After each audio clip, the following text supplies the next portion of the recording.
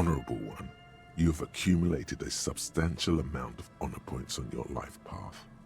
You are a man most virtuous. Of course there were honor points. Did you think no one was paying attention to all of your honorable deeds, Honorable One? Oh, the modesty on this one. Another 10 honor points for you, sir. You are on the fast track to becoming one of the rarest, most revered of all police officers, an honor cop.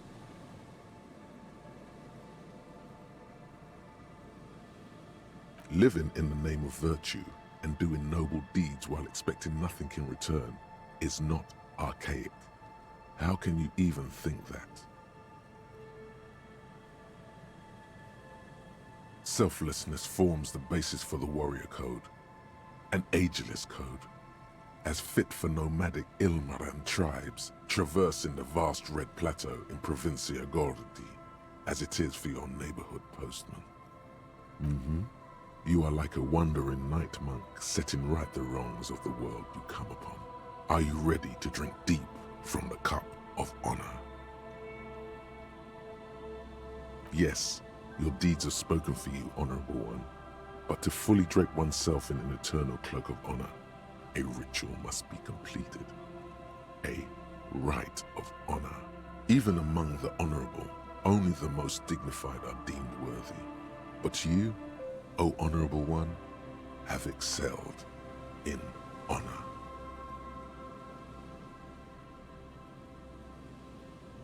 Honor comes from deep within you, and to truly know oneself, to know one's honor, one must reach deep within oneself and touch one's honor. You need to bring the thumb of your right hand, your sword hand, to your rectum and stick it in there to form the Arch of Honors.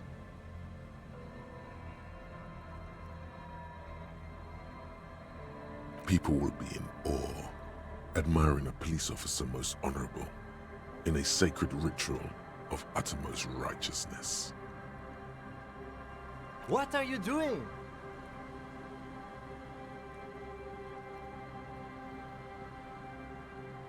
I can see that, but do you have to do it where everyone can see you? Have you no self-control? Please spare me this sight. The lieutenant is a noble man, but he does not know honor like you and I do. Best not to waste time trying to explain. Lead by example. Congratulations, Honorable One. You have become a member of a noble faculty. A man kneels, an honor cop rises. Go forth and commit even more honorable deeds. And should your resolve ever waver, remember the right of honor. It will always cleanse a man's soul. It is an honor to serve with you, Honor Cop.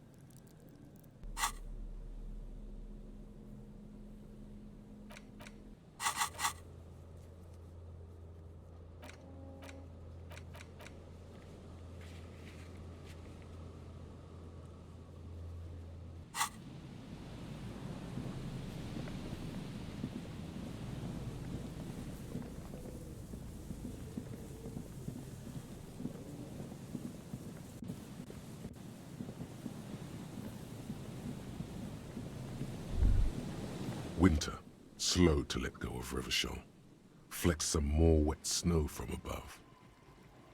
The snow falls lazily, making the beach sand paler still, mixing with the rust-colored sewage runoff. And to think, it seemed as though it were already spring. You're warm in your hat and your coat. Like a well-equipped explorer, you comfortably survey the white landscape. More winding coastlines lined with abandoned buildings, crumbling piers, salt water lapping at their dark piles, grey and red forgotten city blocks, what remains of the pre-revolutionary effort to gentrify the coast. The waters turn black, Coal City in the shadow of San Martin, a boom town, back when coal extracted from countless shafts near the city was needed to power Revachol. No more. The coal was supplanted by petroleum from the ocean floor and hydropower from the Esperance. Everything crumbled below the old mines. L'Océan Municipal, Revachol's underground cemetery. Le Petit Rat braved the underground passageways, trying to get to Le Royaume, where the Philippian kings were interred with their doctors and their admirals. Mausoleums, burial chambers, leaf gold still remains on the double door of the morning. Children under 14, they go underground looking for artifacts to sell to foreign museums, and for fabled relics. Their parents let them. They go deeper. After rubies, melchiorite, lapis lazuli, plundered from Safle and Seol during the time of the suzerain. In the burial chambers of the kings, Grand old Philip, Guillaume II, and even in the mausoleum of Philip the Opulent. 2 kilometers underground, in a winding shaft along whose walls mirrors have been placed, so that daylight may eternally fall upon the richest of all the kings. The mausoleum contains untold quantities of gold, and that special, purest of the pure magenta cocaine, favored by Revacholian royalty. How can it be pure if it's magenta? Snow falls, and there is no answer. Some things are not for mortals to know.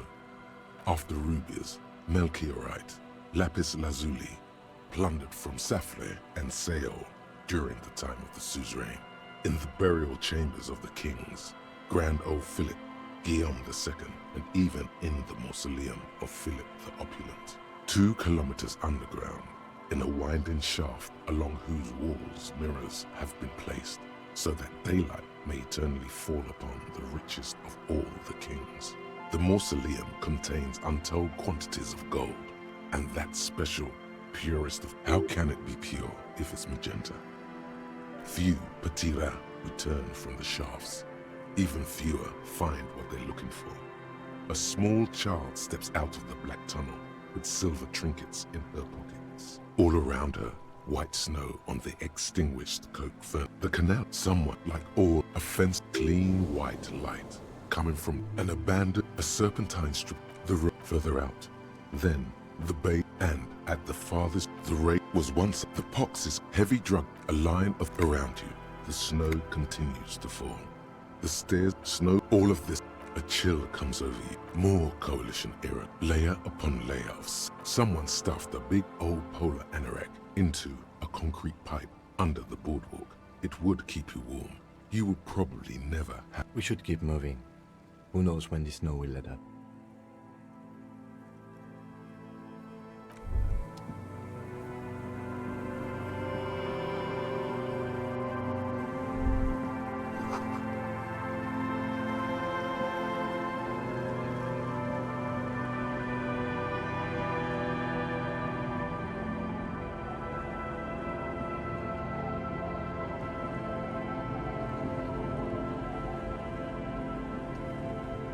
The waves are beginning to die down. Look at those little bastards. Oh? Who? Well, how can I assist you then, officer?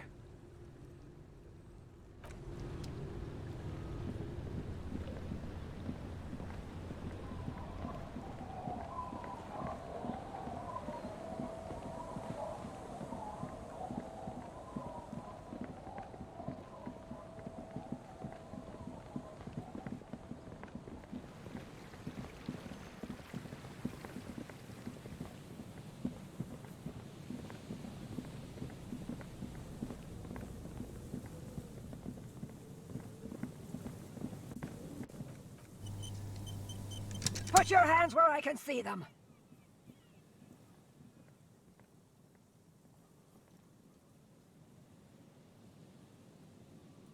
Show me your hands. This is the pigs. Show me your hands. Right now! Show me your hands! Right now!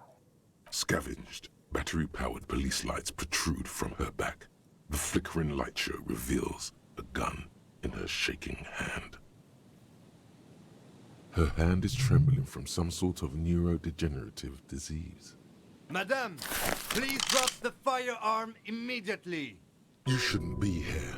Something's very wrong with her. She's completely out of control. The man appears to be pulling out an object from his pocket. Fear under threat! Fear under threat! Superseding event. Split-second decision. Get on the ground! Get on the goddamn ground! Get on the ground! I want you on the pavement right now! This is the pigs! Subject yourself to a full-body cavity search. Prohibited materials concealed in nostrils, ears, mouth, navel, urethra, foreskin, vagina, and rectum. Be careful, detective. Don't do anything that might set her off. The situation looks bad. Calm yourself. Steady your breathing. This is dangerous. You're 70% certain you always leave your gun loaded.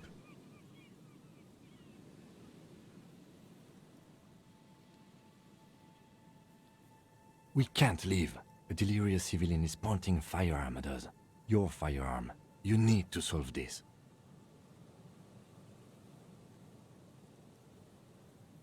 Officer in need of assistance! Suspect alert! Get on the ground!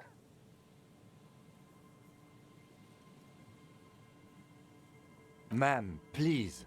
We want to help you, but you need to lower that weapon. Disturbance reported. Authorized deadly force. Sector, take the shot! Big red key! Big red key! Big red key? That's code for the battering ram. Cop talk. You know this. It's the goddamn police, shitbag! Hug the pavement! You're under arrest! As she waves her hands, you notice familiar-looking ampoules and packets sticking out of the mountain of police gear on her back. Medicine or drugs? Confiscated contraband. Restricted access. 2 kilos missing. Eyewitness report compromised. I don't think she's on drugs. Being off drugs might actually be the problem here. Back up! Back up! Back up! Status unconfirmed!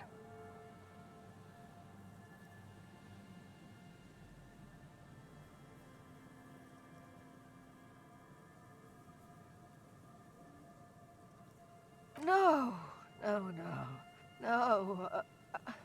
I thought Mr. Moran. Gareth! Aggravated assault! Man down! Officers in pursuit! What's the situation, officer? Law enforcement compromised! Impersonating a police officer! Does she not believe you two are actually police officers?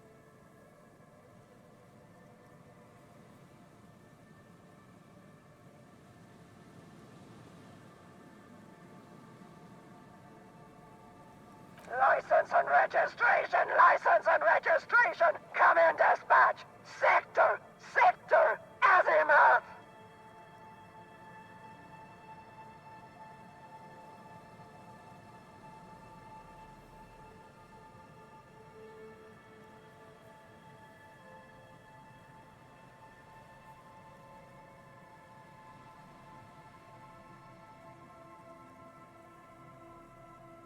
It's not a code, just disjointed words. She's losing it. One twitch and there will be blood.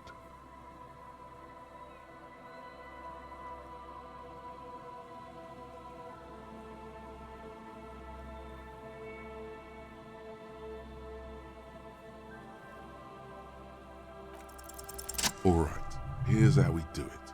As soon as that gun isn't pointed at you again, you dash right. Then immediately close the distance. Left hand grabs the barrel, right one breaks the wrist. No, that won't be necessary. Look closer. The gun, all 3 barrels, red and blue light shining through. It's not loaded.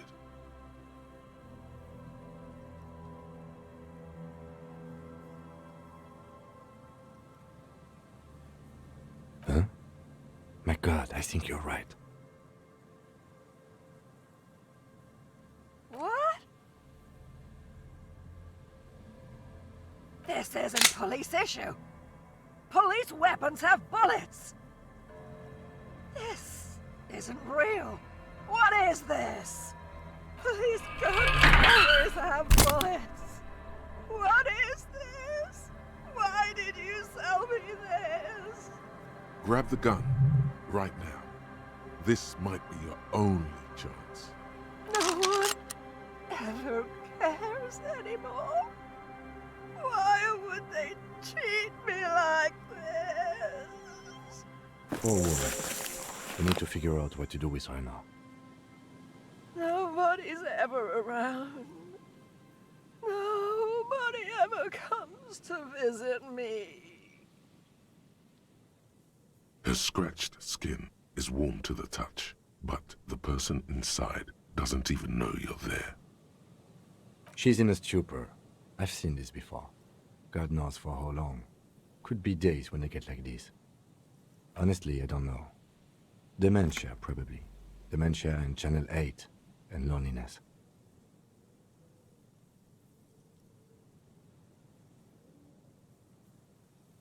Yeah, looks like a bad case. But the question is what to do with her right now. I don't think there's any need for that. In her current state, and without the gun, she isn't really a threat to anyone. We could let Titus know. This is a perfect problem for the local peacekeepers to handle. They might even know her family.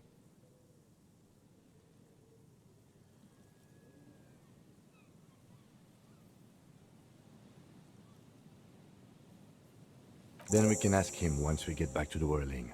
But we have to hurry, cause it's late and they might have already gone home. But I think we're done here for now. Let's head out. This is done. Please, leave the radio on. Reflex to what? Being left alone. She stands motionless. Just a heap of clothes and fleshes now. Maybe if you search her once more. Overproductive on the glands. Here it is. It's titled Honor for the Brave and goes, I have no family. I make honor my family. I have no home. I make bravery my home. I have no desire. I make dignity my desire. I have no friends. I make humility my friend. I have no enemy. I make dishonor my enemy. This is my vow of honor for the brave. I am brave. Something like that. It's...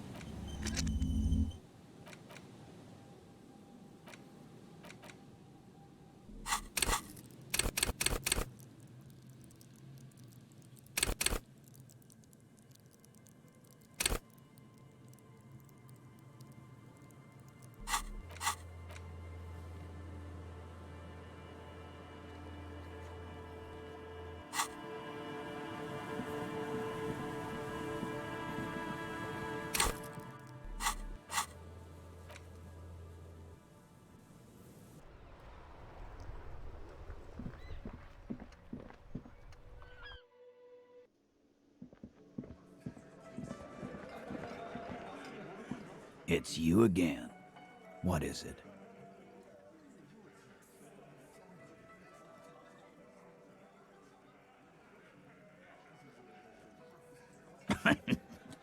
What's that, Copper? You want us to help little old ladies now? You're local law enforcement, aren't you?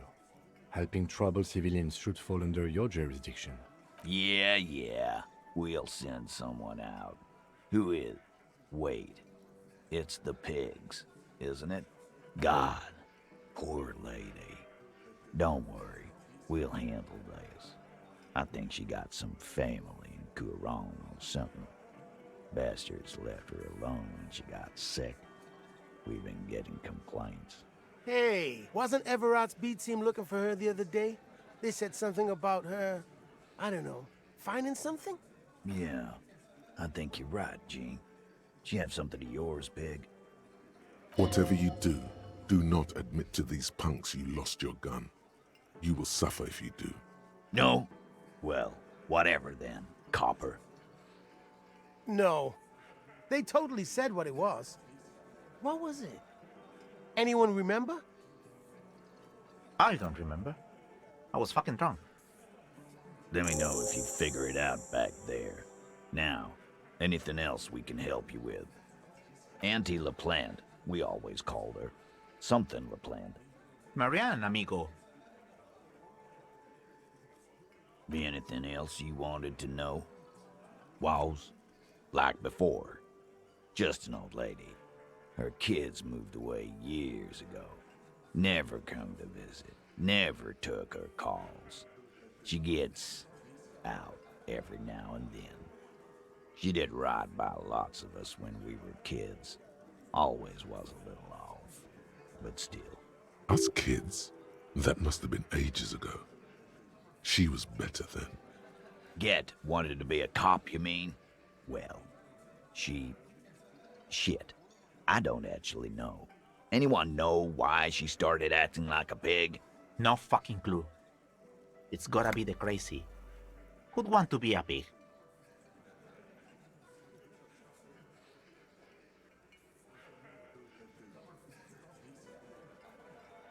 Yeah, you should be. Whatever, Cobb. Don't worry about it. We'll take care of our own. Dunno. She lives by the water. Shit washes up all the time on the beach. Police paraphernalia doesn't just wash up on the coast, people. It's not like we dump it at night. She bought it, collected it. No problemo, cop man. We take care of our mentally ill here in Martinez. Ain't that right, boys? Sure enough, we're the real heroes on these streets.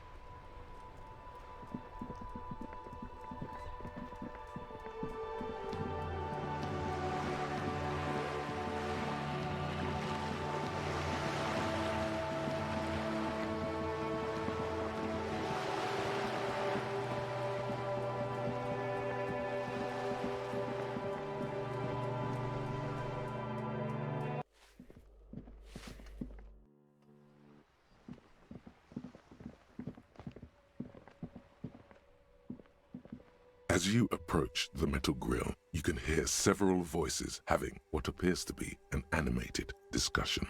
This must be it. Beyond this door lies the beating heart of radical communism in Martinez. Somehow, the night air softens the smell of trash and sea brine. As the breeze pulls through the canvas like a shuttle through a loom, you catch a hint of something unexpected. Something earthy, warm, and burnt. The acrid smell of failure. No, that's just slightly burnt coffee. A smell you would recognize anywhere. Just look at these pigs sniffing about after hours. must have slipped my mind. You know how it goes. The metal grill is cool to the touch. You notice the lieutenant is looking uncustomarily anxious. His posture is rigid. His right hand hovers near the zipper of his jacket. He wants so badly to draw his armistice, but he also doesn't want to draw it. Oh, I'm fine. I was practically born to infiltrate underground communist cells. Which is just to say, we should be prepared for any eventuality.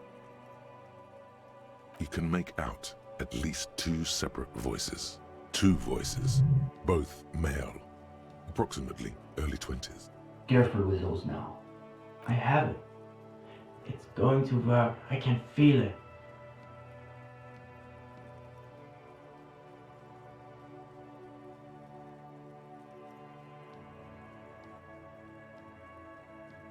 The clang of metal reverberates all along the scaffolding. The voices coming from the other side fall silent. A pair of frightened hares cowering in some dark crevice of their burrow.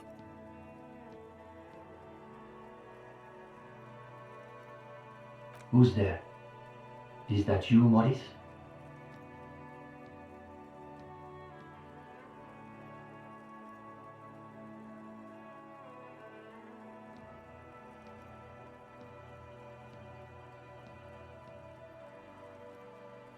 Who said communist? Did we say communist? Get out of here. For a moment, silence. A slight sensation of static electricity as before a storm. A miniature conference is taking place inside, and you are the subject. What's the passphrase?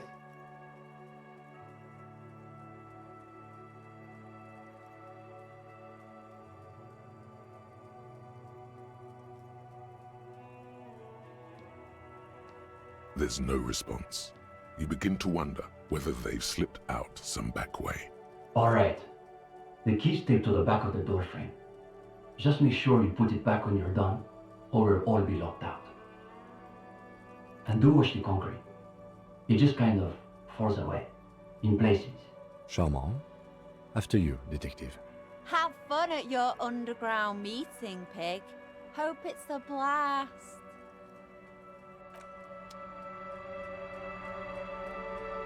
The two young men are either oblivious to or ignoring your entrance. Their attentions are fixed on whatever it is they're stacking in the middle of the floor. Matchboxes, it appears. I think it's holding, Alexis. It is. It's holding. It's definitely not holding.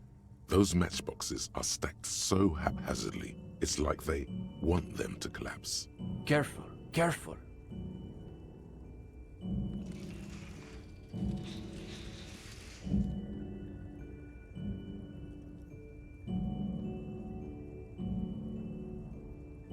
Damn, hardly any difference. You two, you are late. They should know the meeting starts at 10 p.m. sharp. One leader and one follower. The most ancient power dynamic. There's a great deal of tension in this young man's shoulders, more than someone his age should bear. Meanwhile, his companion inclines toward him, eager to catch every word that dribbles from his friend's mouth. Just a moment. Could this be the former owner of a certain jacket you acquired recently? Don't let them see you flustered, sire. Play along.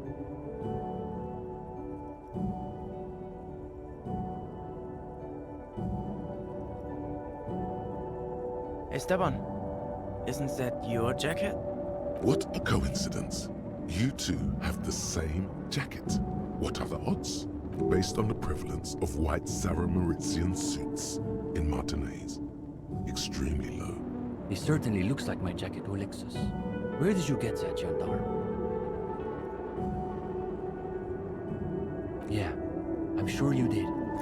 That's real Sarah Mauritian twill. Only old Saramurtian communists and drug smugglers wear those anymore.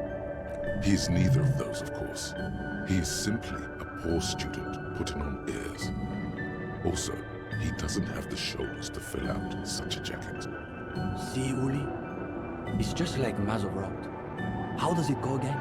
Those committed to the rights of property are those most apt to violate them. Just a minute. Steban, Ulixis. Why do those names ring the faintest of bells? Probably because they're the real names of Nazteb and Exilus, the authors of that so-called essay about Tip-Top Tournay you read. You should get to the bottom of this when you have the chance. I assumed it was Maurice who broke into my room to play a trick on me. I didn't think I'd actually been raided by the RCM. Absolutely not. You have to keep it. Can you imagine the look on Maurice's face when he finds out the RCM has been kicking my door down?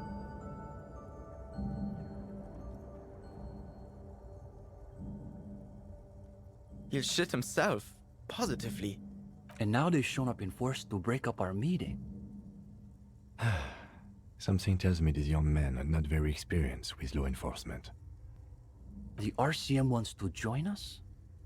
My partner, of course, is acting in a strictly personal capacity, not as an official representative of the RCM.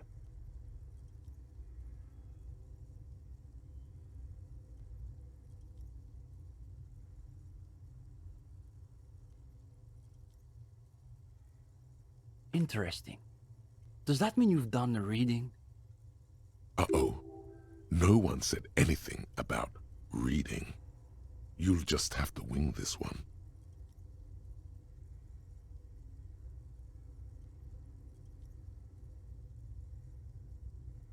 Yes, a revolutionary reading group.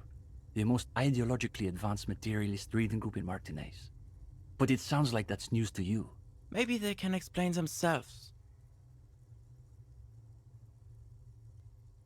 In the most generous sense, I would say we're cultivating revolutionary consciousness.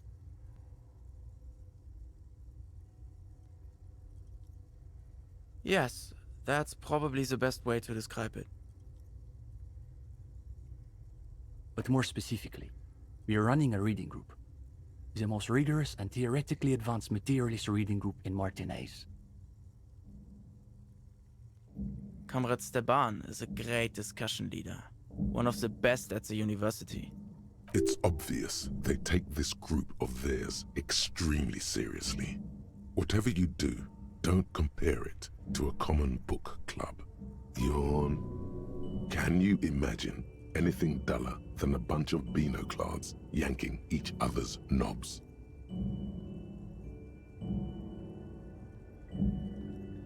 That's our whole thing. The world is so shallow, all noise and repetition. We're interested in genuinely radical critique. Precisely. We are not interested in senseless parroting. We like to read critically. Within the contours of Mazovian historical materialism, of course.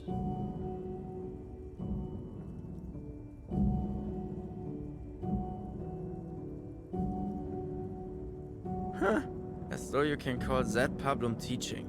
One thing you learn quickly at university is that you're not going to find a real education in any lecture hall or discussion seminar.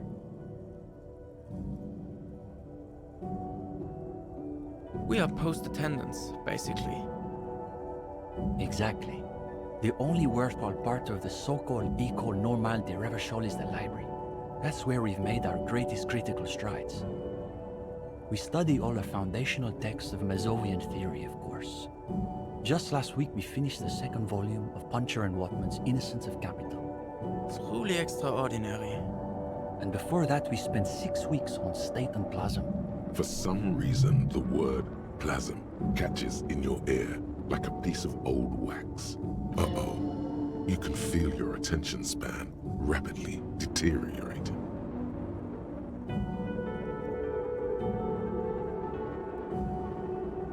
Your attention detaches. The voices of the young men fade away. It's a cool evening, you notice. Your eye drifts over the detritus and mismatched furniture. it naturally gravitates toward the pieces of canvas that cover a missing stretch of wall. The way they billow in the night breeze reminds you of something.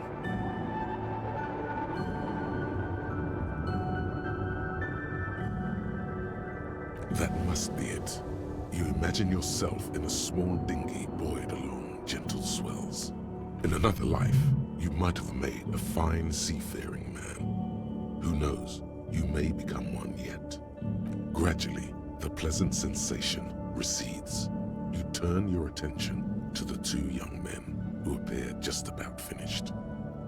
And before that, there was Abélard's in Pain Infernal. But, of course, our special emphasis is on the theories of Ignace Nilsson and his followers, especially the inframaterialists. Only Krasmazov's most trusted lieutenant, the evangelist of the revolution, and the founding father of the People's Republic of Samara. It's hard to overstate how unimpressed he is that you've never heard of this world historical individual. He also happens to be the greatest communist theorist after Mazov himself.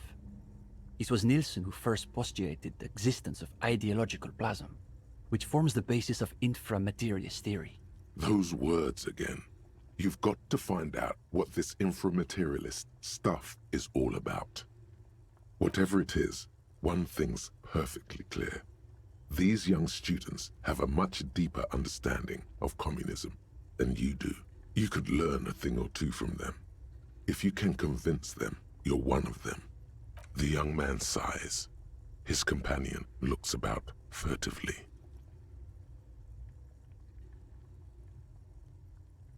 Clinching? No. We're not an operational cell. We think of ourselves as more of an intellectual vanguard. No, we're an independent organization. We acknowledge and respect the Union's efforts, but our interests are more theoretical than Mr. Clare's. He speaks the truth. No, unfortunately, the communards were hunted down and killed nearly to a man. All that's left of them are bones and old rifles. His companion's eyes widen as you hold up the ancient weapon. He's practically itching to stick that thing in someone's face and pull the trigger. Yes, like that one.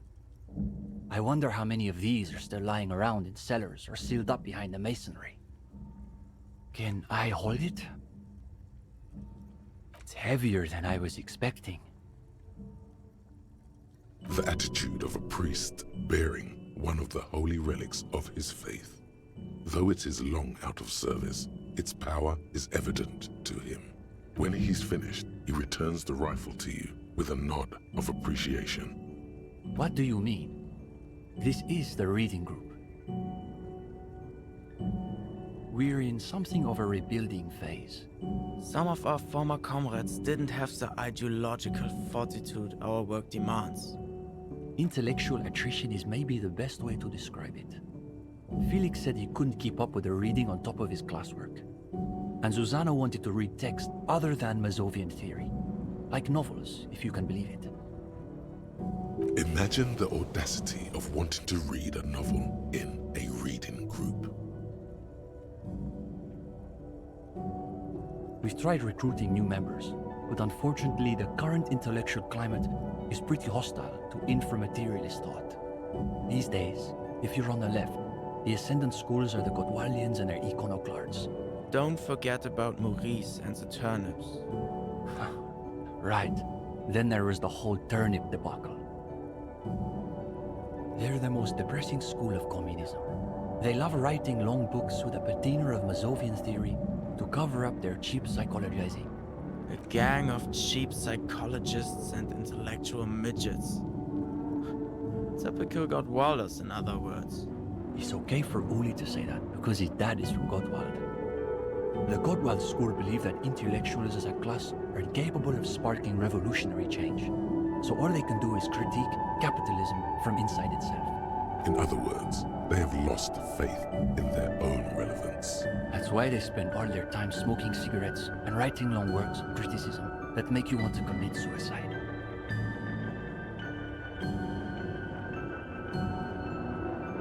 is miserable. That's probably why they're always committing suicide. You see, the Kotwal school look like communists. They talk like communists.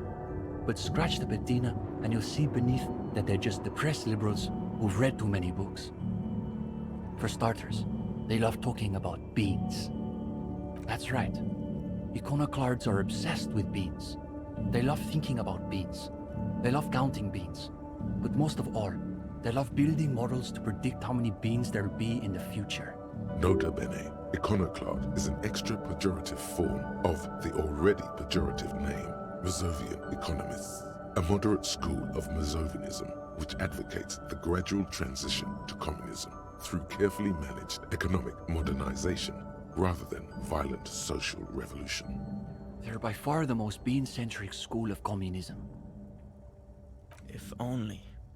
They've got all the beans accounted for in their asset sheets, their quarterly budgets, their future projections. But for some reason, there are never enough beans to go around. So we've just got to cut our bean rations in half.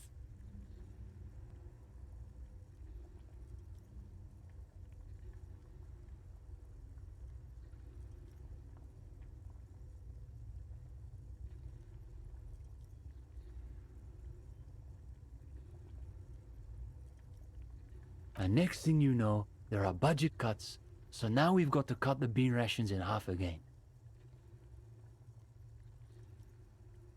You see, iconoclasts claim to be communists, but in reality they're just liberals with hard-ons for spreadsheets. Of course not.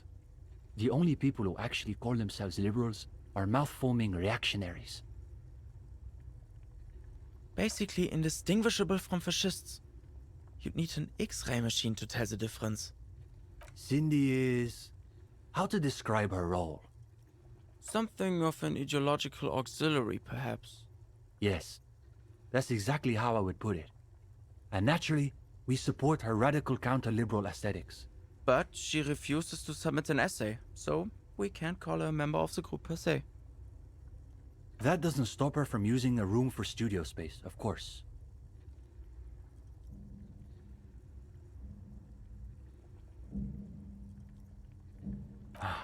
It's an unfortunate story.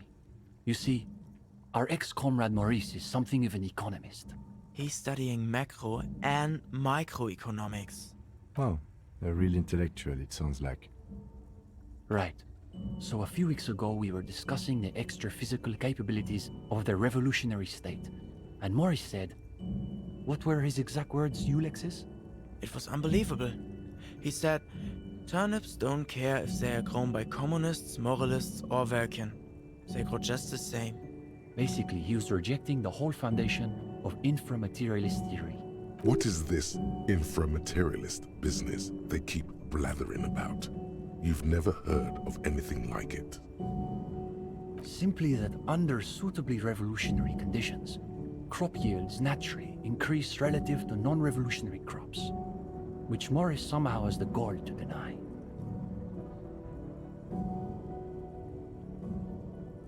Susanna said that he has been hanging out with some non-communists lately. For us, the question boiled down to, if you don't even accept the basic ideas of Nielsen and inframaterialist theory, why are you in the reading group?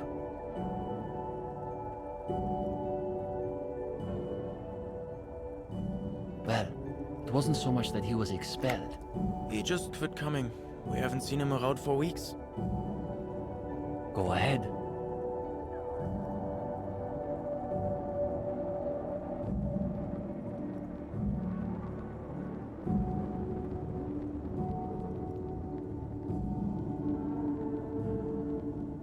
The young man frowns at the little pile of boxes on the floor.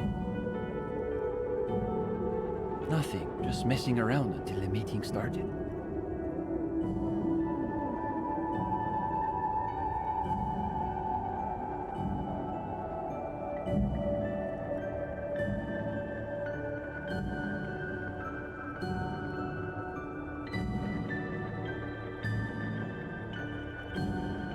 They're watching those matchboxes awfully intently for two guys who are just messing around. It's almost as though They were trying to create the most unstable structure they could, with predictable results. You've read our article. That I did not expect. The energy in the room has shifted ever so slightly in your favor. They're afraid they've somehow embarrassed themselves in front of you. Well, don't keep us on tenterhooks. What did you think of the essay? Time to meet these two on the intellectual battlefield. Why don't you show off those highly developed critical faculties of yours? Well, of course that's just an initial foray into the subject. We're hoping to return to it for a more substantial treatment next term. In any case, I'm glad our piece found its audience. That's always the hope with these things, you know. We typically only accept new members once per semester. There's this whole process with essays and presentations on assigned topics. But given that we have some extra seating at the moment, I guess we could be convinced to expedite an application or two. Steban, you can't be serious. For these gendarmes? I am serious. As materialists, we've got to adapt to conditions as they are. Besides, he'll still need to pass the interview portion of the entrance process. Assuming he's even still interested, that is.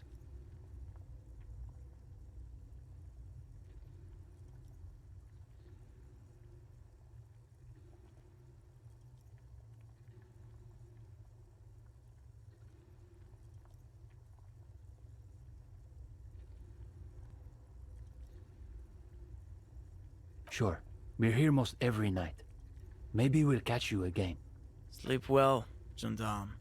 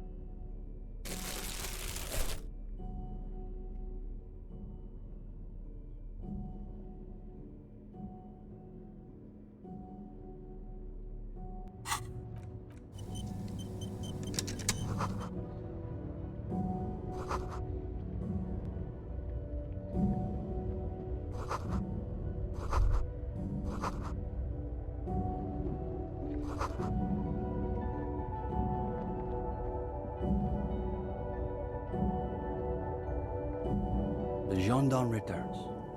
What do you need?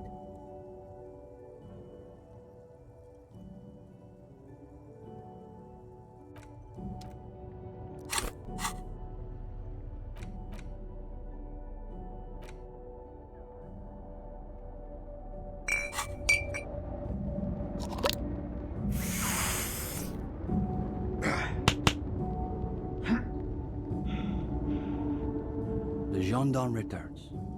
What do you need? What's there to be scared of? You've really been cracking the books these last few days.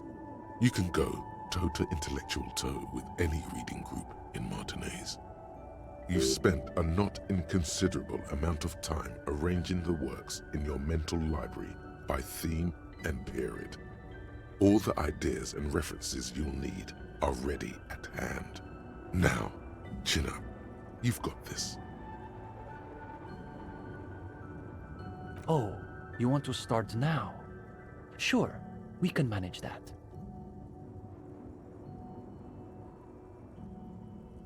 You've caught him off balance.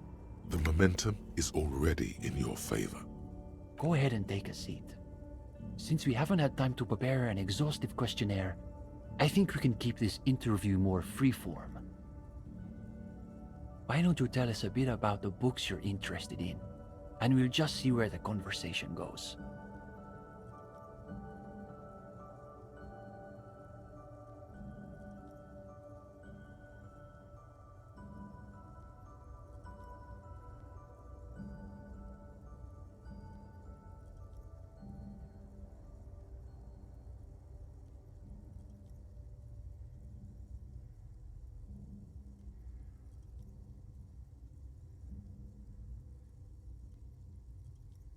We prefer difficult books. Books that might destroy you if you don't destroy them first. That's enough, Uli. It's the gendarme's opinions we are interested in. But to Comrade Ulix's point, isn't there value in reading really difficult books, just for the sheer challenge of it? Oh, right. 16 days of coldest, whatever. What was your take on it? This is a good start. They're starting to loosen up. You feel relaxed and in control. You ably summarize the novel's characters and themes. Even better, you're able to connect those themes to your critique of the novel's formal qualities, such as they are. Sounds to me like a typical bourgeois social novel, designed to assuage the egos of frustrated housewives and win international awards.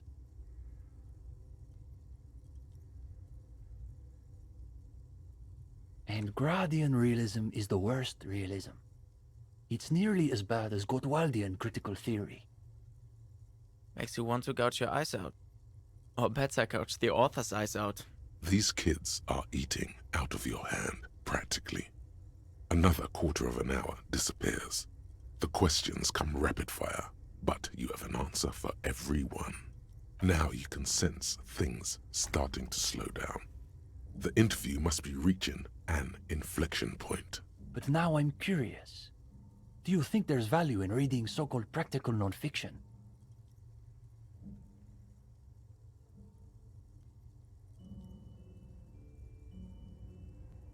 Cockatoos. Fascinating. So tell us what you gathered from your ornithological researches. Now's your chance to end this interview on a high note. This is a subject where you hold all the advantages. I have to say, I never realized cockatoos could be so apocalyptic. I've only ever seen the grey ones. It makes sense though. Mazovianism stresses the essential continuity between humanity and nature. So anything you find in one should be reflected in the other. What's the exact quote, Uli? I believe it's, "Man is the mirror of the world." In any case, I think we've heard enough. We could use someone with your perspective in the group. With just a bit more theoretical foundation, I think you'll be making real contributions. Yes, I would say he's got serious potential at least. And with that, welcome to the most ideologically advanced materialist reading group in Martinez. Here's your first assignment. It's an overview of inframaterialist theory. A little basic, as you'll see, but one has to start somewhere.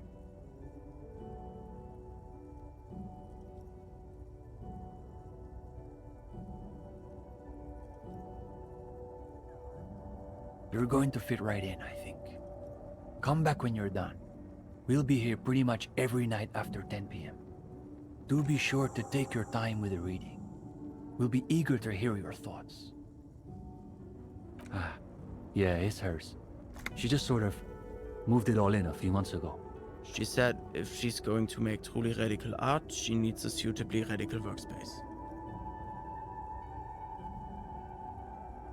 And I don't think she could afford rent at an actual studio. Oh, sure. It's definitely interesting, I would say.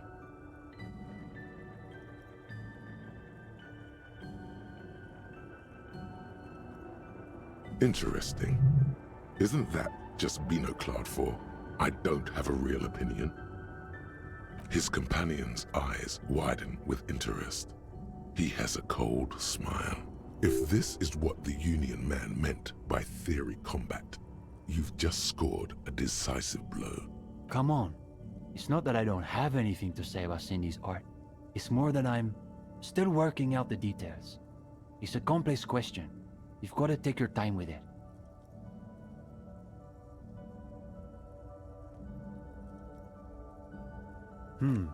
I guess you could call her latest stuff a sort of counter-bourgeoisie calligraphy. She's got a real taste for radical slogans. It's too bad she hasn't developed the theoretical foundation to do truly radical work. I think she'll get there, though. She's still looking for a subject equal to her ambitions. The deal?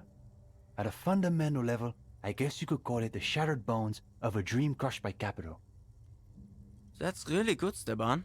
You should save that for an essay. Thanks, Uli. When the idea is sound, the words just sort of flow. Yes, now keep developing the idea. Yeah, that's not bad. Not as good as Steban's original idea, though. Go ahead.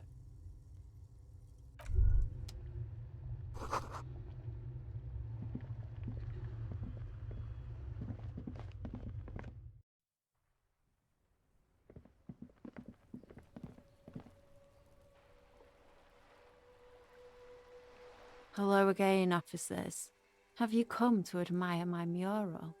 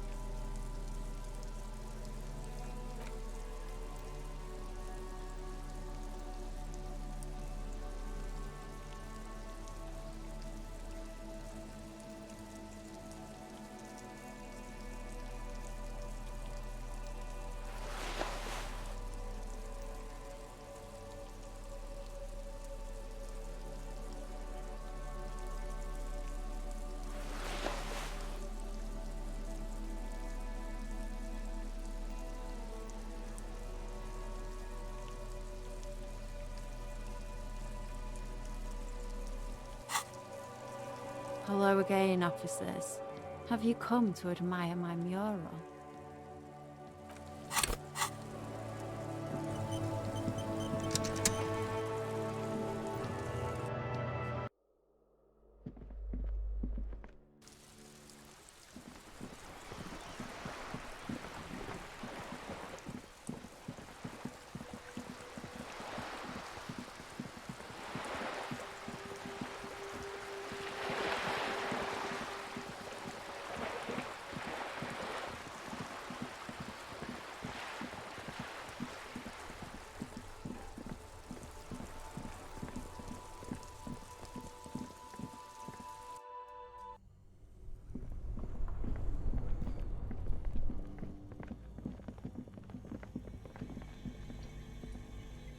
The bear's eyes are still glowing red. It's guarding over the freezing corpse hidden inside its belly. All right. I will need a little help carrying him. You take the hands, I'll take the legs.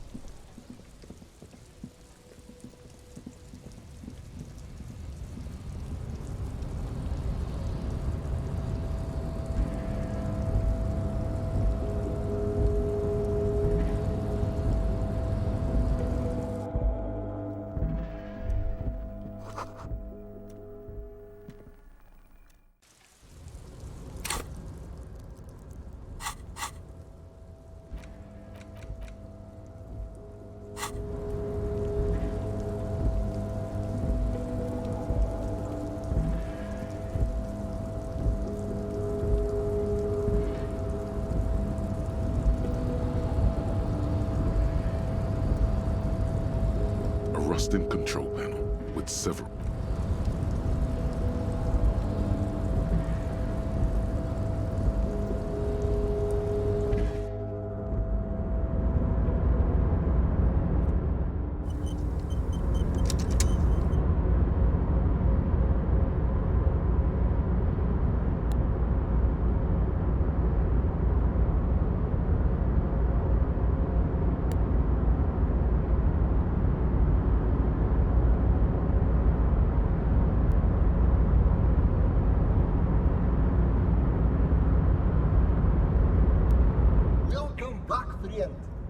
can I do for you?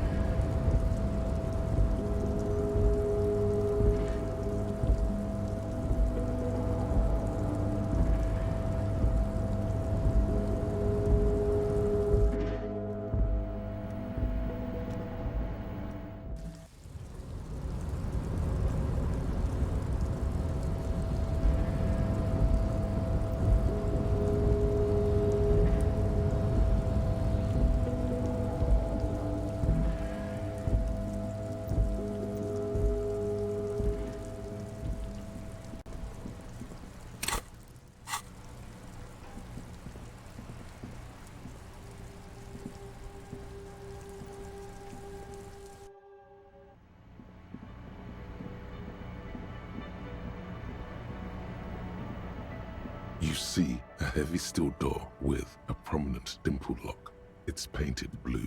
You immediately feel drawn to the color. Blue is for mystery. It could be connected to the barred door upstairs. The door does the cold old. It leads to a side building, adjacent to this one. The old building next to this, half ruined. Whatever is behind it must be older.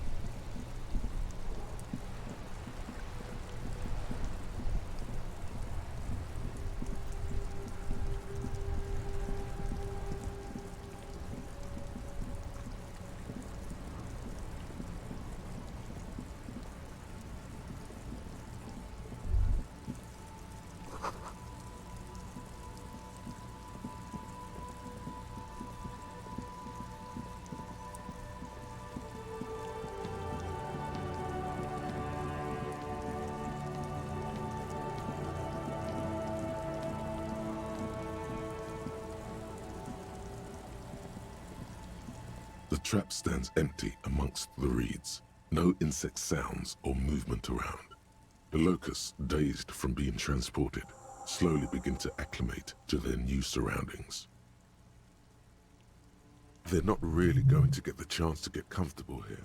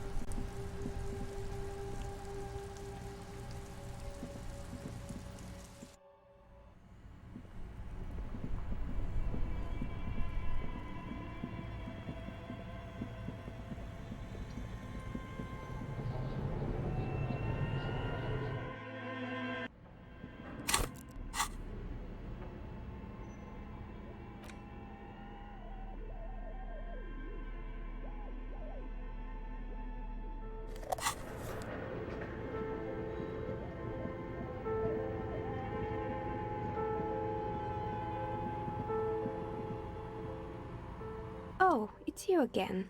Are you looking for a dye? I'm sorry. I'm a bit overloaded just now, so I can only produce one dye per customer. How did I become one? Some of my friends will roleplay. I've grown crafty over the years. You'll like your dyes, I'm sure of it. I'm listening. Good. I hope it clarified things a bit. What else?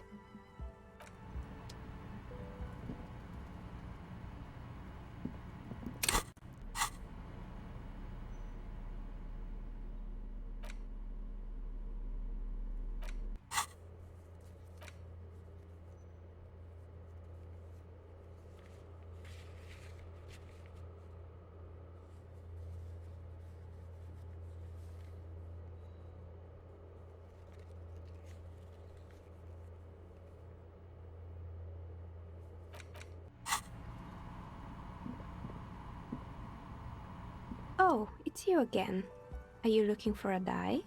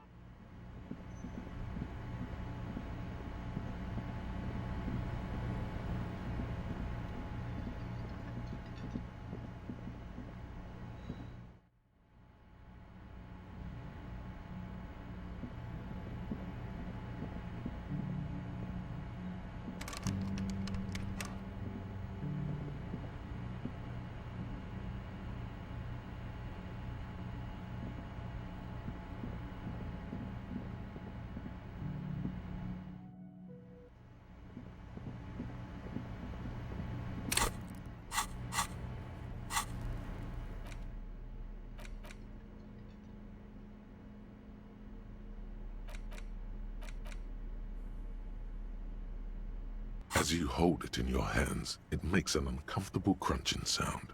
It's probably better that way.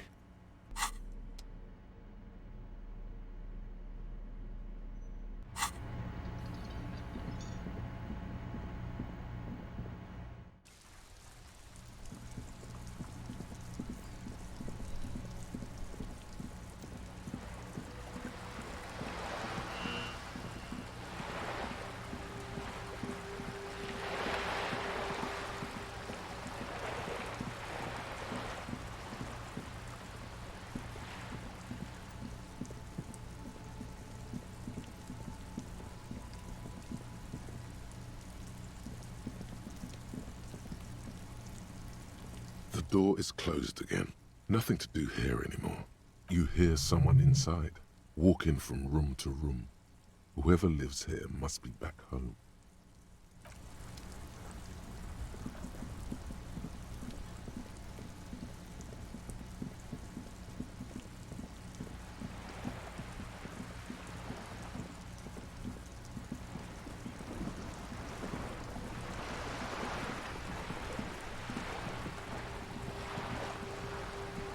You're back.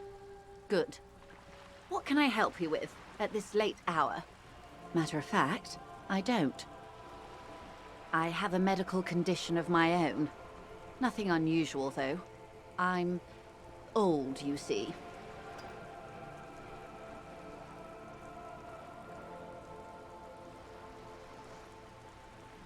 Didn't she have another medical condition?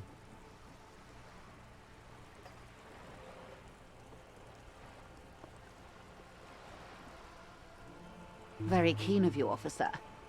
I do also have sordedic syndrome from overexposure to the pale. It makes me roost in the night, like an owl. I almost never sleep anymore. If I do, it's for an hour. 4 tops. Go ahead. Ask me some questions. They are the only cure. Her smile is bitter. There is no cure.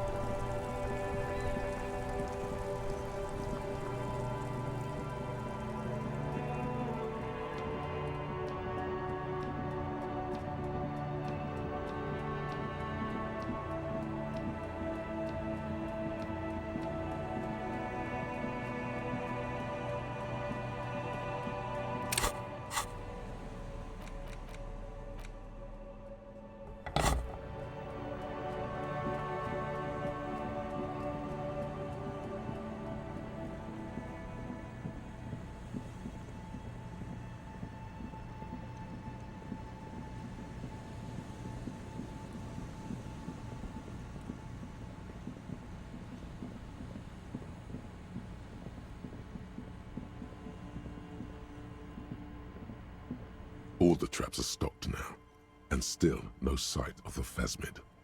Return to Morel and let him know.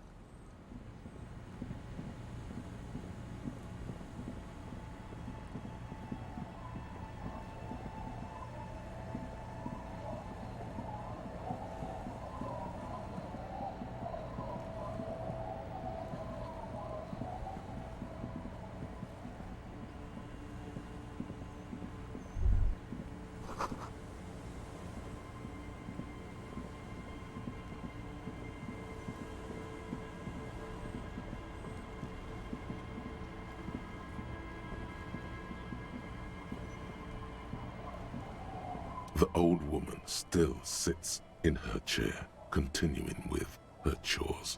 As she does so, she quietly hums to herself.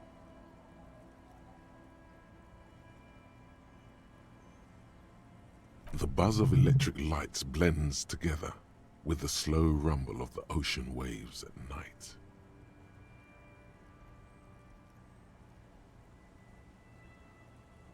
There's a gap where the name of that song should be. You should ask her about it right now. Yes, I can't really sleep anymore. Only a few hours a night. It happens when you grow older. My suggestion is, don't. Don't grow any older than you already are. That's old enough. What's troubling your mind? A lullaby my mother used to sing. I sang it to my kids too. It's an old Samaran children's song.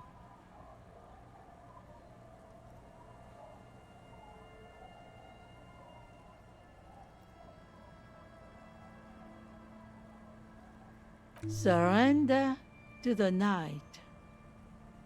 That's kind of grim for a children's song, even if it is a lullaby. Yes, it does. I can wash it for you, but it's going to take about a half an hour. Think you can stay put for that long? Hell yeah.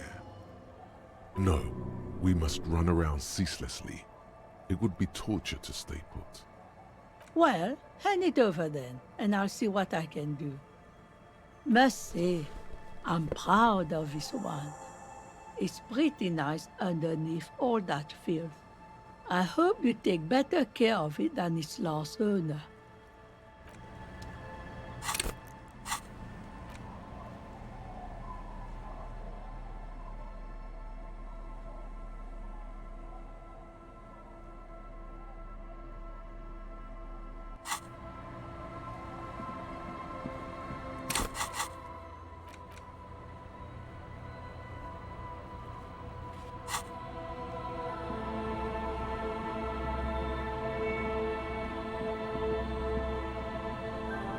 Tequila sunset.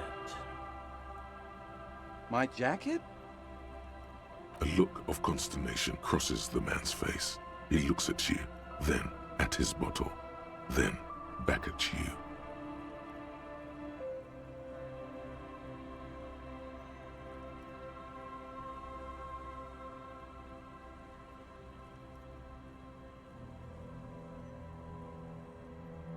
What the fuck are you talking about, Tequila?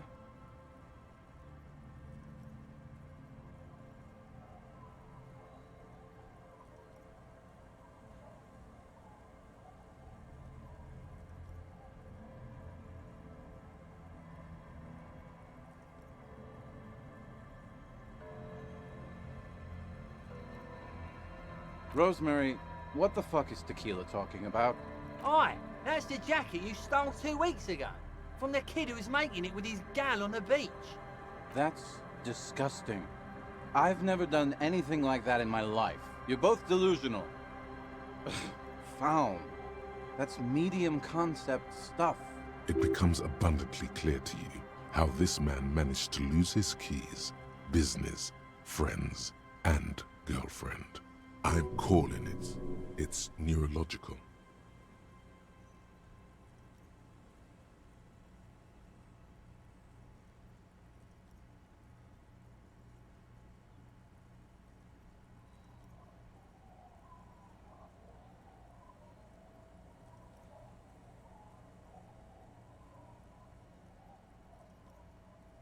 You know what? Fine. Maybe I can pawn it for some booze. Aye, good thinking. Of course. Drink first, story later. Not much, but it will do. The tale I'm about to tell you is an urban legend particular to Martinez. That said, I first heard it from a former bicycle courier in Koran. There are many variations on the basic story, and the details often conflict. What everyone agrees on is that nobody knows the exact nature or identity of the phenomenon. Are you telling the story of the headless... Shut the fuck up, Rosemary. Summer of 44. 17-year-old Gertrude Het is walking home from a late shift at the harbor. It's almost midnight. She stops for a cigarette near the canal. The streets are warmed by a southerly breeze. The lights of a passing motor carriage bloom and fade in the distance. In the harbor's dark, her cigarette is a beacon, dancing alone. The image comes to you effortlessly, as though you'd walked the same streets yourself 1,000 times. Our heroine finds herself enjoying the peace and quiet the canal provides. What she doesn't know is that her peace is about to be shattered. From behind her comes the clattering of hooves. Startled, she turns around, and what does she see? A headless man, wearing a fawn tracksuit, riding a horse. That's right, it's the headless fawn rider. Rumored to be searching for his legendary fawn cap that went missing when he lost his head. Well, there are many versions of this story, the most peculiar of which has the headless fawn rider riding on the back of another headless man. If I hadn't lost my keys that one time, I'd agree with you. But life is a cruel mistress.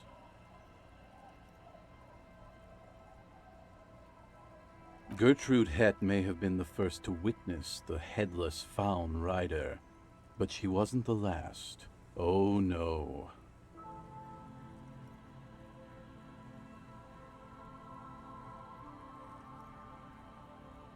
Tell him about the two feminists by the locks.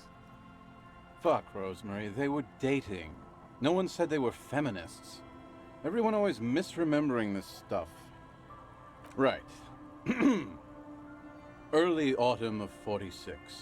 Ulla DuPont and Eva Delgado are fishing near the waterlock long after the sun has set.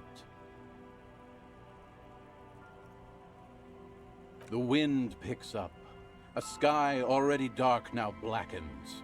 Water starts falling from above. The first cold rain of the season.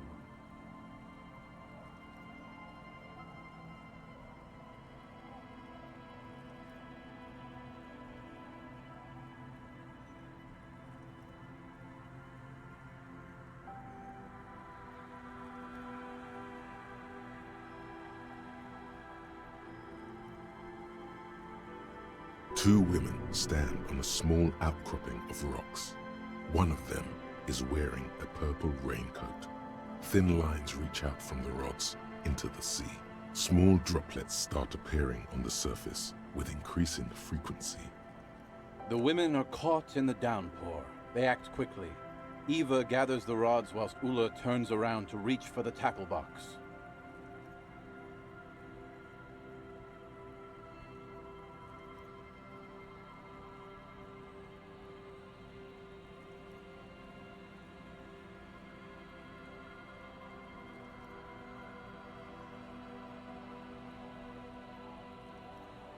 When she sees something.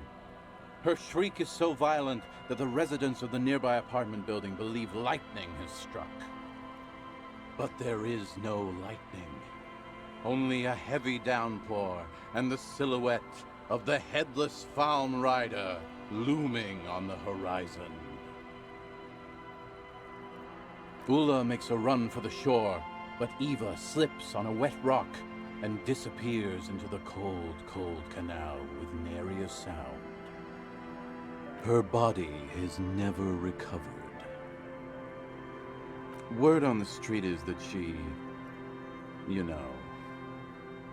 gave herself facial deconstruction surgery. Real grisly stuff.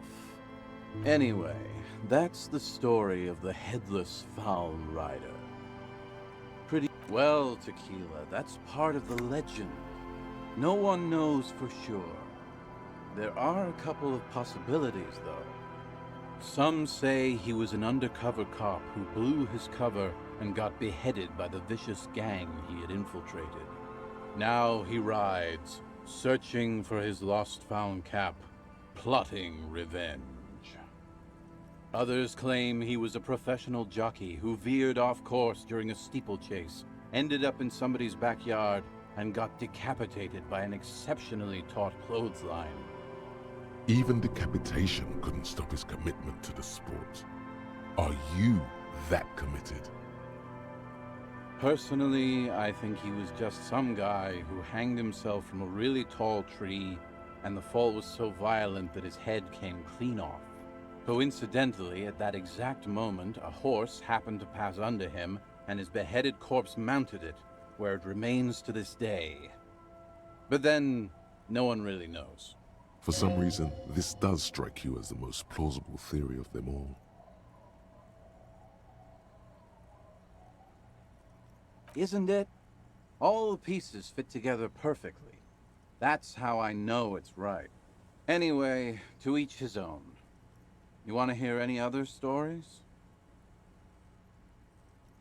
That's the reality situation for you. You think you got a handle on it, then blam!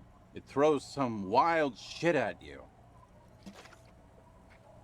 That's why it's critical to stay well hydrated.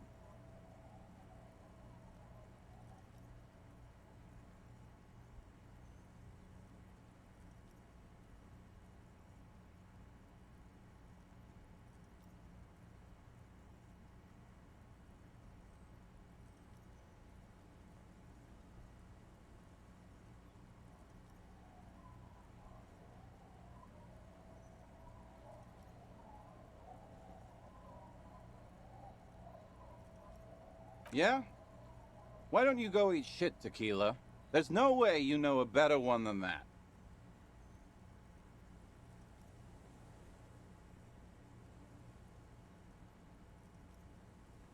Acid Gnomes? Sounds like a stupid, low-concept band name. No one knows. Some say he stalks Martinez to this day, and can be seen near the canal when the clock strikes midnight. Aye, I saw him one night when I was right shit-faced.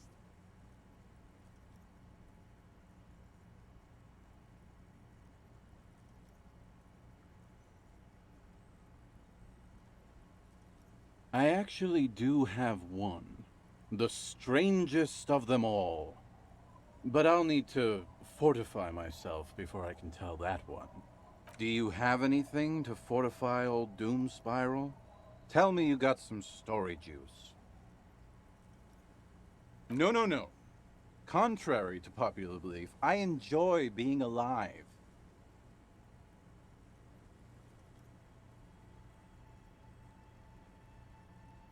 If you find any, I'd be extremely grateful.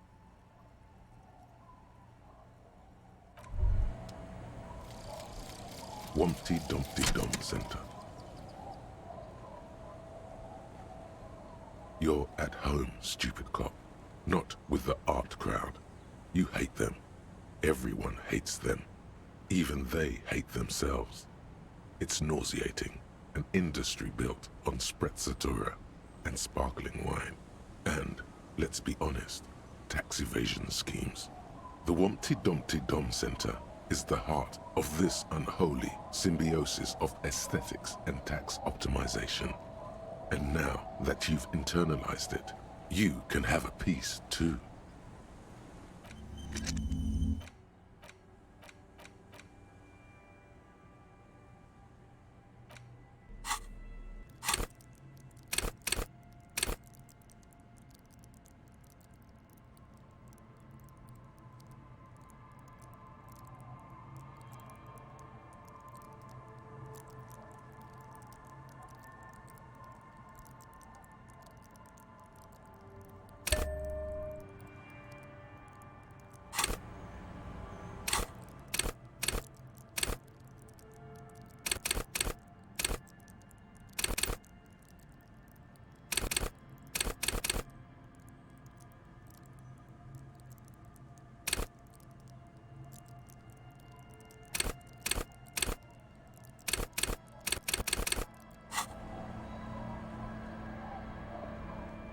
legend! He's back. And thirsty. I got smokes and piss and a little speed to spice things up. My kind of guy. Here you go, friend. Bottoms up, Captain. Tequila sunset.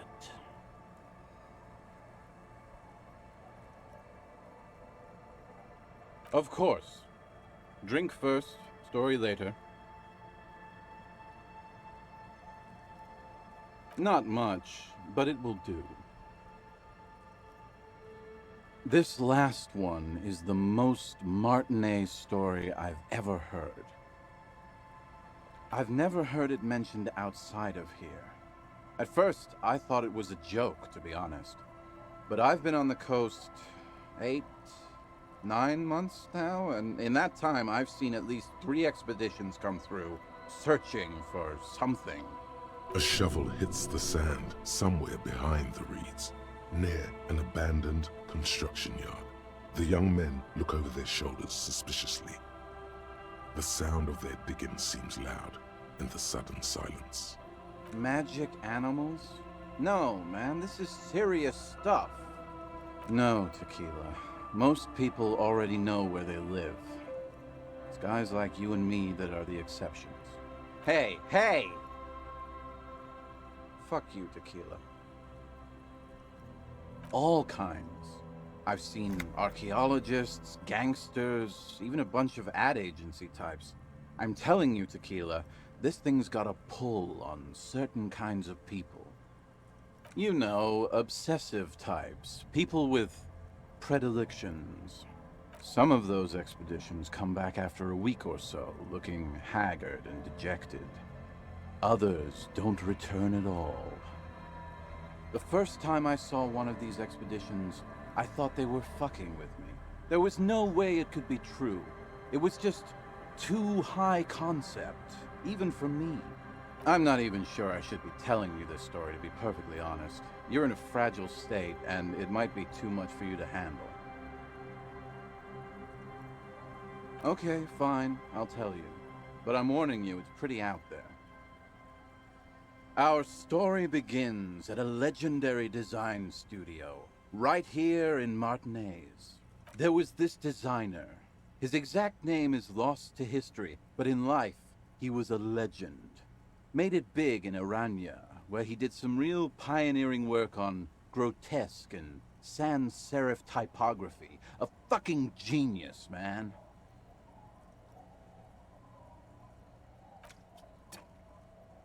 That is, if he even existed. Who knows? It's an urban legend, after all.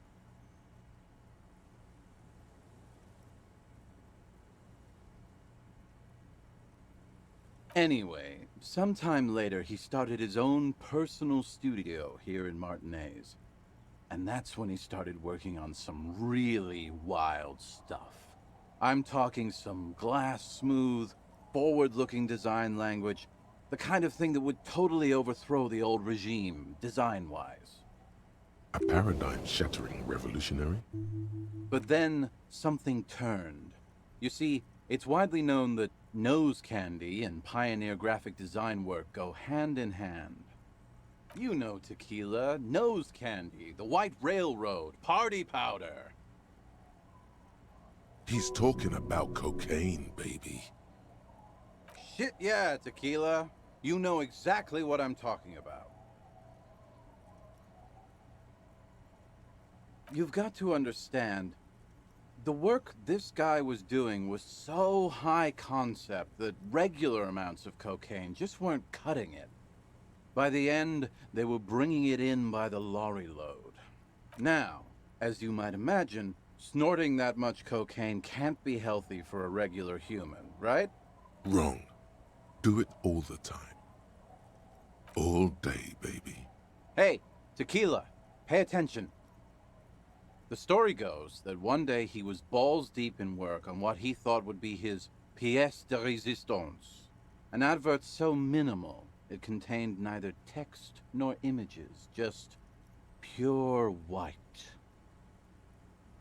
Apparently the idea was too high concept even for this genius. He dropped dead right at his desk before he could finish. His last words are recorded to have been, "It's as white as a blizzard of cocaine."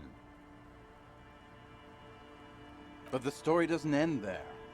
Supposedly, when they performed the autopsy, the coroner discovered nearly a quarter kilo of coke jammed into his nasal cavity.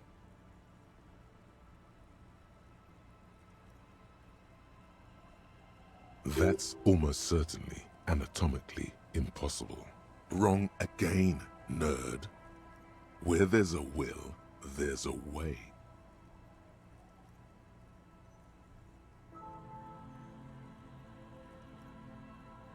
That's right. 250 grams of blow had accumulated in there over the years. We're talking high-grade Saramaritsian pure. Not that cut-rate shit your grandma does. There are those who believe the designer was buried with this quarter key of nose candy still lodged in his sinuses. That's what those expeditions are looking for. The cocaine skull. The cocaine skull. Here's the kicker. This designer, this lead designer of a world-famous design studio, was born in Martinez. A local boy, Martin Martinez. That's why he brought his studio here, back to where it all began. And that's why they buried him here, too. Perhaps right under Ab's pipe there. Or probably further down the coast, or in some yard in Martinez proper. A hidden mausoleum, no one knows exactly. No, my grandma always told me his grave lay somewhere on the islets on the bay. My only question is, where does one get a shovel? The archaeologists say they want to put it in a museum, the gangsters say they want to sell it on the black market, and the ad agency guys say they're seeking inspiration. Bullshit. They just want to snort it. But you could beat them to it, Harry. You could snort the magic skull cocaine instead. I'm pretty sure they all just want to snort it, though. And why wouldn't they, eh? Sounds like right strong stuff. Don't listen to him or his grandma. He's just making things up. No, my grandma told me. I've heard other people say it too. That it's underwater. Or no, maybe it was the storm sewers. They're pretty vague about it in general. The gangsters like to claim they're looking for the grave of a friend, with picks and shovels. The archaeologists act all official about it, saying they're conducting serious research. Honestly, I think they're not really scientists, just rich. The junkies, for some reason, are pretty upfront about it. They just say they're looking to snort some blow out of a dead man's nasal cavity. Honest men on an honest quest. You should join them. By now, I'd say I know about as much about it as anyone on the coast. Whoa, whoa, whoa. Hold on just a minute. Finding it right now is literally impossible. What? For one, the way is blocked by that big lorry that says Delta Logistics Company on the side. You definitely have to search the area behind that lorry too, yet it is impassable. And second, outfitting an expedition like that is expensive. It'd have to be a big production to do the cocaine skull justice. You need new gear, people who know what they're doing, all kinds of provisions. It's just not feasible within the economic and temporal frame of our current setup. Matter of fact, unless a bunch of money just falls out of the sky, we might never know what's up with that skull.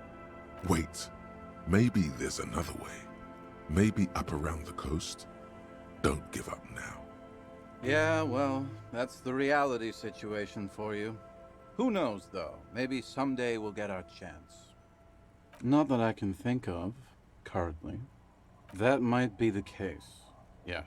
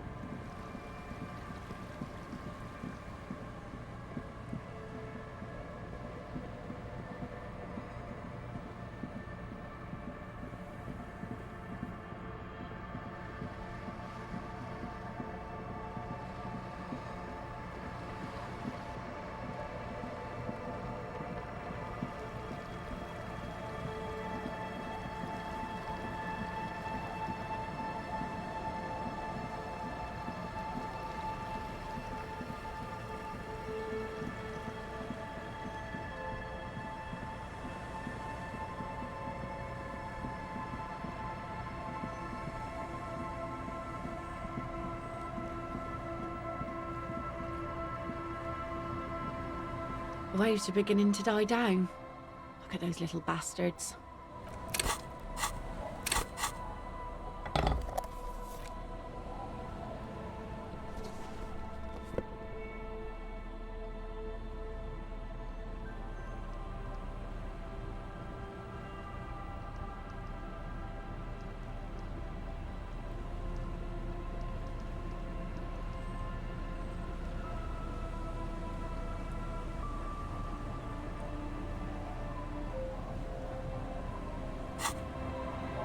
Waves are beginning to die down. Look at those little bastards.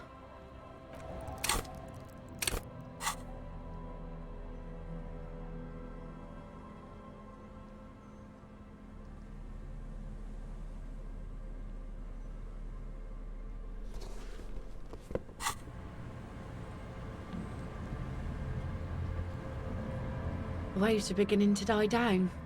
Look at those little bastards. Simmer down. Simmer down, bastards. Oh, that's good to know, I guess. Why is it in the sea?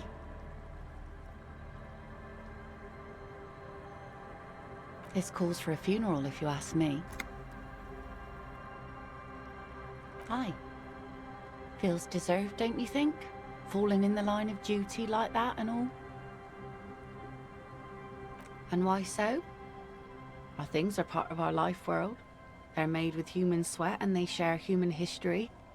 We should care about them as we care about humans. To some extent, at least. Life world. Someone's been reading up on last century Gottwaldian philosophers. Play it cool now. Oh yeah? You won't even be able to get it out of the water before early June. And where are you going to bury it? Who to invite? What music to play at the wake? Take it from someone who's been through a few funerals. It's easiest to just leave them there and let nature take care of it. It's going to be quite a few years before nature is able to completely take care of a motor carriage. You could always come back in a few months and see if you still want to give it a proper send-off.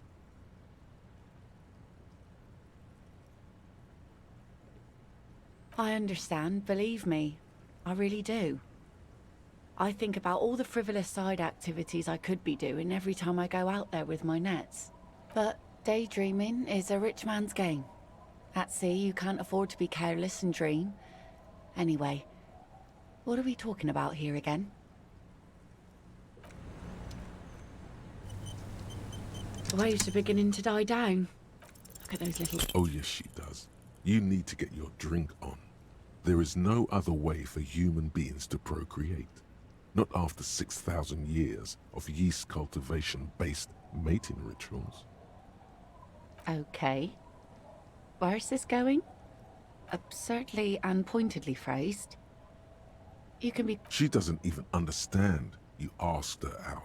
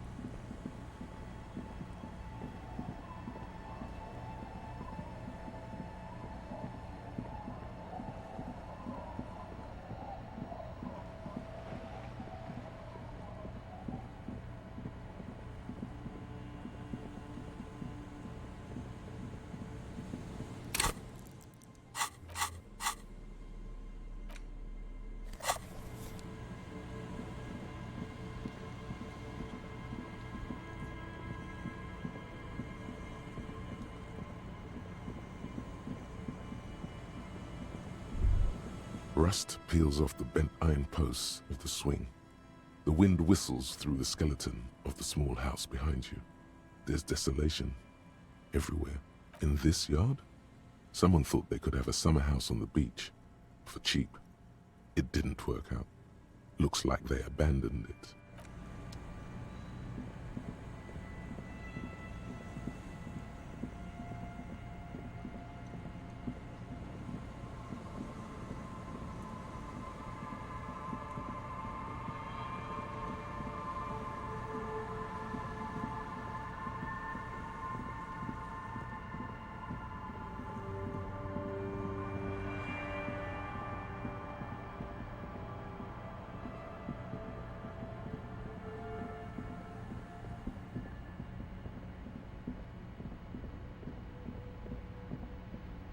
The gnarled hawthorn tree on Rue de Saint-Gilles Lane endures the wintry gusts with ease. Patting the yew tree hug the gnarled hawthorn.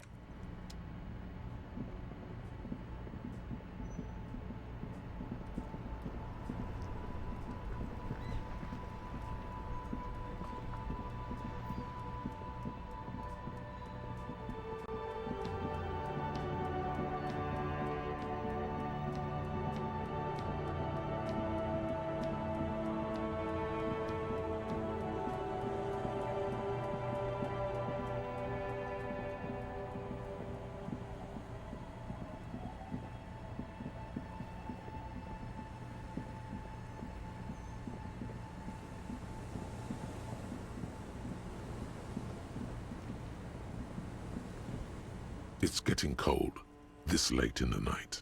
Time to call it a day. A brisk coastal wind still howls against the window of the shack. Occasionally, the waves crawl in under the foundation, producing a low hum. The room feels muffled, like you pulled your hat over your ears. Outside, it is cold and windy, but you're inside, and it feels safe and warm. What is this place to you?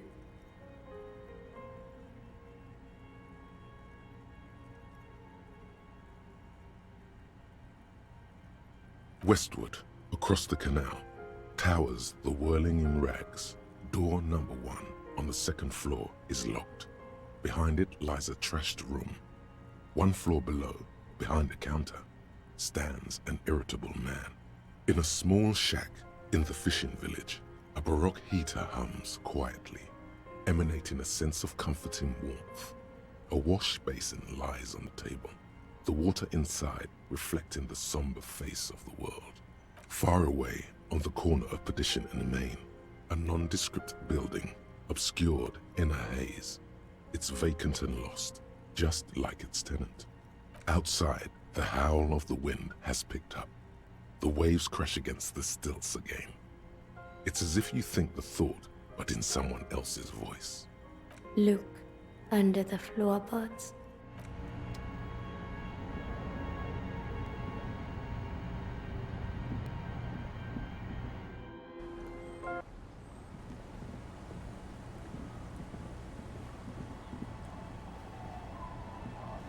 It's getting cold.